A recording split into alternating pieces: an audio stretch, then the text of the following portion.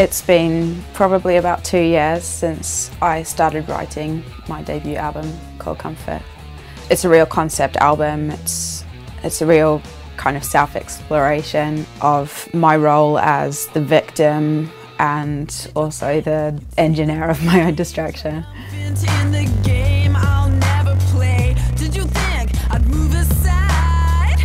Back Again was the first song we wrote for the album.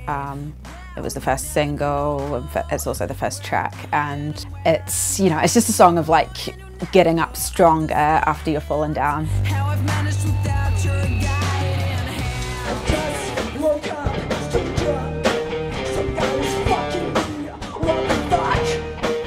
I wrote Tipping Myself Away on the bus the morning after I had woken up drunk in a stranger's house. And I felt like just really horrible about myself at the time, and you know, wrote this really, I mean, it started off like, you know, stream of consciousness, really explicit. I mean, it still is very explicit, and it's just, it was just describing the person I was turning into that I really didn't want to become.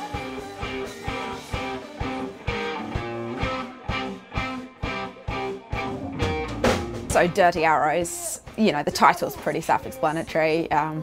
It's about these arrows that are infected with this poison, you know, like, you know, this evil Cupid's shooting this evil love. And yeah, we recently did a video with my good friend Arron West that illustrates this very nicely.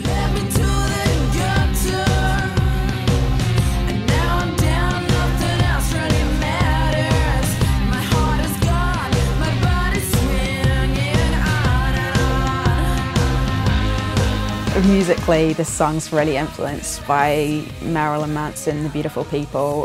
The combination of swung rhythm and heavy guitars is just something I've always wanted to play around with.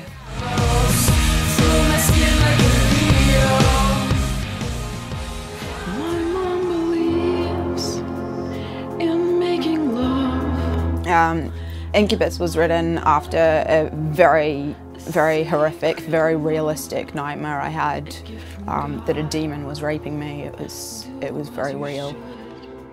I have a lot of troubled sleep, and a lot of my songs are written about nightmares, the nightmares that I have, because they're often just a kind of explosion of the things I'm feeling in real life, or the things that are happening in real life, and so are my songs, so it makes perfect sense to write about my nightmares.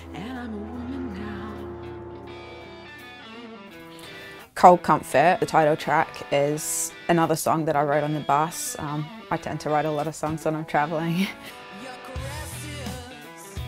The song's about just this real hole that couldn't be filled by love, you know, that's this real hurt and these real wounds that I felt that just any amount of love and affection couldn't heal it, and it was really heartbreaking.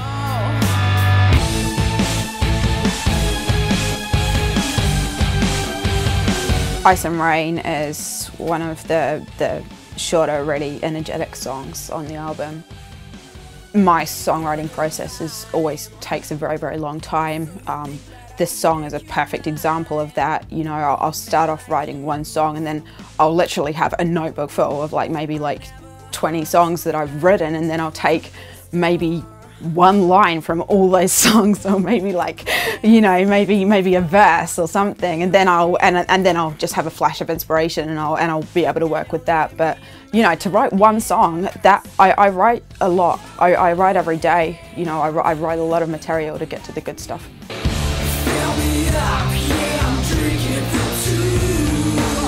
Drinking for Two is another one of the more provocative songs on the album.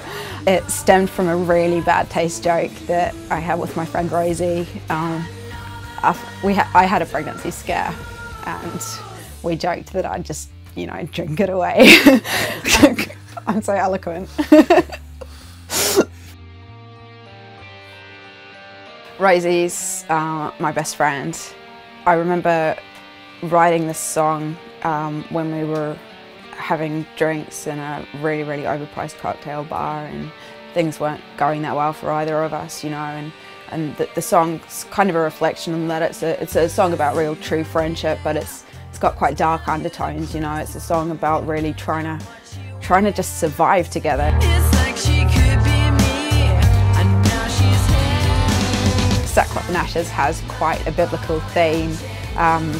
You know, it's this metaphor of like real masochistic pain you're putting yourself through, and you know, in the name of love, that's what love is to me.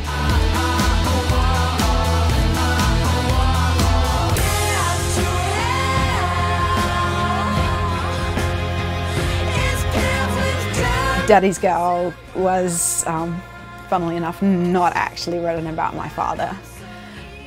It's a song about selling my soul and selling myself out, selling myself short for things that essentially don't matter and aren't going to make me happy. Sunshine is the only song with kind of a positive, uplifting message. So obviously it had to be the last song of the album, you know, this light at the end of quite a dark tunnel. People come and go through your life, but no one else can save you. You have to save yourself, you have to be happy with yourself, you have to be independent, and that's a really strong message in this song, and one that I really want to put out. This album has been a very long process and a very hard and long amount of work. It's consumed 2 years of my life. You know, that's where all my energy, all my resources, all my money's gone into. And I can't even tell you how amazing it feels to finally be releasing it, getting to share it with you. I know that in this day and age, music's very easily accessible. It's not something people really have to budget their money for. But I would strongly ask you to actually buy this album because that will actually help me towards making a second one. I'm really excited to finally be sharing it with you, and I know you're going to love it.